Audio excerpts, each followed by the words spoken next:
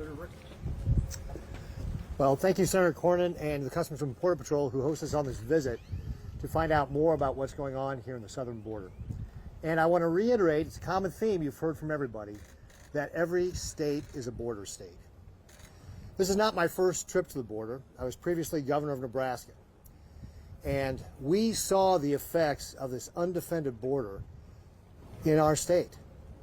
Under the Biden administration, the amount of cocaine, fentanyl, and methamphetamine have been going up 2, 3, 5 times what was confiscated by our Nebraska State Patrol. The Omaha DEA saw tens of thousands, hundreds of thousands of counterfeit pills laced with fentanyl. And to Senator Britt's point, it has an impact in our state as well. Taryn Lee Griffin was a young mom of 2. She took a pill she thought was Percocet, but it was laced with fentanyl. And she overdosed and died. And that young life was cut off.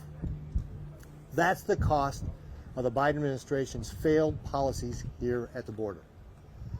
January alone, 1,400 pounds of fentanyl has been confiscated, over 10,000 pounds of methamphetamine, over 156,000 people crossing the border illegally. That's just January.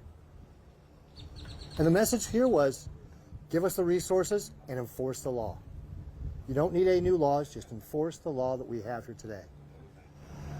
Fentanyl is the leading cause of death for 18 to 45-year-olds in America. Think about that. Fentanyl that is coming across our border. This is preventable. It takes the Biden administration to take this seriously, to enforce our laws and secure the border. And we could start reducing these deaths. Those fentanyl deaths are up 94% because of the failed Biden policies. And the Chinese Communist Party is benefiting, not only by the increased Chinese nationals coming across the border, because they're selling the things that make the fentanyl and get it to our borders. This has got to stop. As governor, I was down here with my colleagues to be able to talk about a 10-point plan to reduce the amount of illegal immigration and to secure the border. I'm proud now to be in the U.S. Senate, to be able to work with my colleagues, to put the policies in place to hold the Biden administration accountable for their failures here and what it means to our country, and to try and stop all these deaths. Thank you all again for being here today. I very much appreciate it. With that, I'll turn it over to Senator Cornyn.